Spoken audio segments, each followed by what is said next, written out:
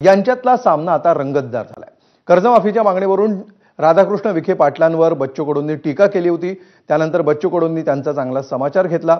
विखेंची गाडी फोडणाऱ्याला 1 लाखांचं बक्षीस देण्याची घोषणा देखील कडूंनी केली होती। कडूंच्या या घोषणेला काँग्रेस नेते विजय वडेट्टीवार यांनी पाठिंबा दिलाय। याही पुढे जात विखे पाटलांना चिखलाचा प्रसाद द्यायला हवा असं वक्तव्य करण्यात आलंय। सोसायटी काढायची, कर्ज काढायचं, पुन्हा कर्जबाजी व्हायचं, पुन्हा कर्जमाफीची मागणी करायची। तर अनेक वर्ष काम चालू आहे, त्याची काही चिंता नाही। महायुती सरकारने तर जाहीरच केलं देवेंद्रजींनी की 100% आम्ही शेतकऱ्यांचे कर्ज माफ करणार आहोत, हे आपल्या सरकारने जाहीरच केलेलं आहे। फडणवीस साहेब एका इकडे कर्जमाफीची घोषणा करतात, तारीख देतं आणि हे वाचाडगिरी मंत्री महोदय सांगतं का कर्जमाफी किती डाव द्यायची, काय करायचं, किती डाव लुटायचं तुम्ही त्याचं ठरलं नाही पाहिजे। अरे शुक्र माना लोक तुम्हाला मारत नाही। मी तर म्हणतो जो राधाकृष्ण विखे पाटलाची गाडी फोडून ना त्याला 1 लाखाचं बक्षीस मला मी तर फोडणार होता भेटला तर। उद्योगपतींचे घर भरायचे, त्यांचे कर्ज माफ करायचे आणि शेतकऱ्यांसाठी मात्र रडत बसायचा आणि कारण सांगून शेतकऱ्याचा अवमान करायचा, तर ह्याला बरोबर नाही। म्हणून बच्चू कडूंनी जर राजकारणामध्ये बोलले असतील की त्यांच्या गाड्या फोडा, ते काय वाईट आहे असं मी मानत नाही। तर बच्चू कडूंनी विखेंची गाडी फोडणाऱ्याला 1 लाखांचं बक्षीस जाहीर केल्यानंतर विखेंच्या एका समर्थकानं कडूंना फोन केला। तुमची गाडी फोडणाऱ्याला 3 लाखांचं बक्षीस देणार असं या समर्थकानं कडूंना सुनावलं। मग बच्चू कडूंनीही विखेंच्या समर्थकांचं आव्हान स्वीकारलं। यावेळी तुम्ही शेतकरी नाही तर विखेंचे गुलाम आहात असा घणाघात कडूंनी केला। दुपारी तुम्ही वक्तव्य केलं आमदार विखे पाटील साहेबांबद्दल, साहेब ते थोडंसं चुकीचं वक्तव्य झालं, तुम्हाला असं वाटत नाही का?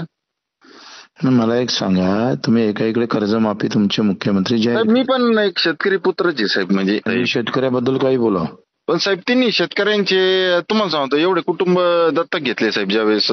आम्ही त्याच्यापेक्षा 1000 घेतले।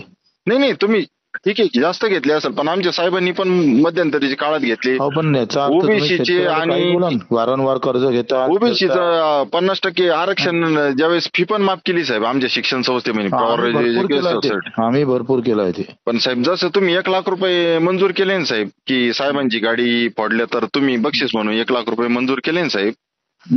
वैयक्तिक मी कुठले म्हणजे सर्वसामान्य शेतकरी साहेब, मी पण 3 लाख रुपये आज नाही, तुम्ही गुलाम आहे त्या विखे पाटलाचे। नाही गुलाम नाही साहेब, आम्ही निष्ठावान त्यांचे कार्यकर्ते आहे आणि शेतकरी आहे साहेब। मी पण निष्ठावान राहा तुम्ही आयुष्यभर। मी पण 3 लाख रुपये जाहीर केले। तुमची गाडी जर फोडली ना साहेब, मी पण 3 लाख रुपये जाहीर केले।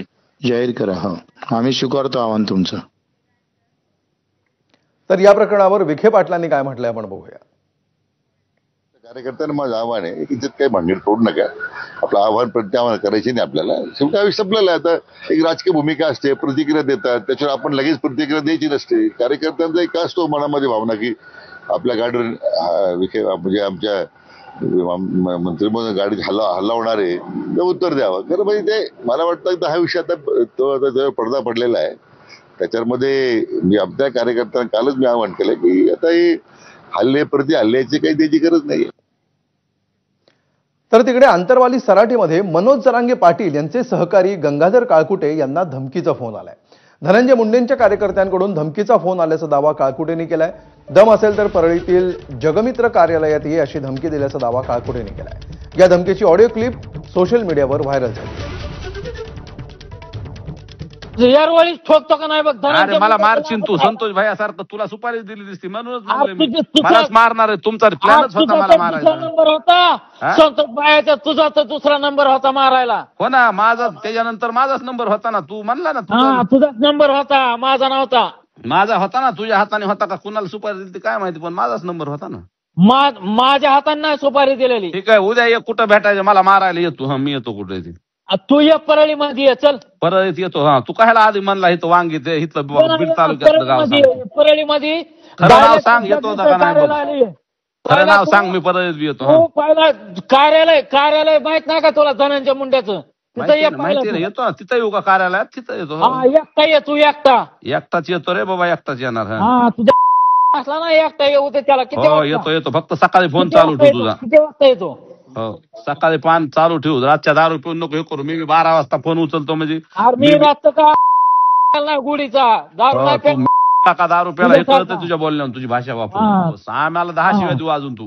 पाटलाला देऊ नको फक्त, तुला विनंती. पाटलाला देऊ नको माझी हा, जरांगे पाटलाला शिवाय देऊ नको, तुम्हाला काय आमच्या नाही. धनंजय मुंड्याला ज्या निषेध करता तुम्ही आहे ना, आमच्या धनंजय मुंड्याला बदनाम जे करता काय? निषेध करते त्याचा तुम्ही बी केलाय निषेध, आम्ही काय म्हणलो का? आणि आता बातमी आहे जरांगेंबाबत प्रकाश आंबेडकरांनी केलेल्या मोठ्या विधानाची. मनोज जरांगेंना त्यांच्या अंतर्गत वादातून धमकी आल्याचा दावा प्रकाश आंबेडकरांनी केलाय. धनंजय मुंडेंचं नाव जरांगेंनी घुसवल्याचं प्रकाश आंबेडकरांनी म्हटलंय. धमकी देणारे जरांगे यांचे जुने सहकारी असल्याचंही आंबेडकरांनी म्हटलंय. ते इंटरनल त्यांचं भांडण आहे. त्या इंटरनल भांडणामध्ये त्यांनी धनंजयला इन्व्हॉल्व्ह केले अशी असणारी परिस्थिती मला दिसते. त्याच्यामुळे त्यांची इंटरनल काय मतभेद आहेत हे कळल्याशिवाय त्यांना या धमक्या काय येतात ते कळणार नाही. पुढची बातमी धनंजय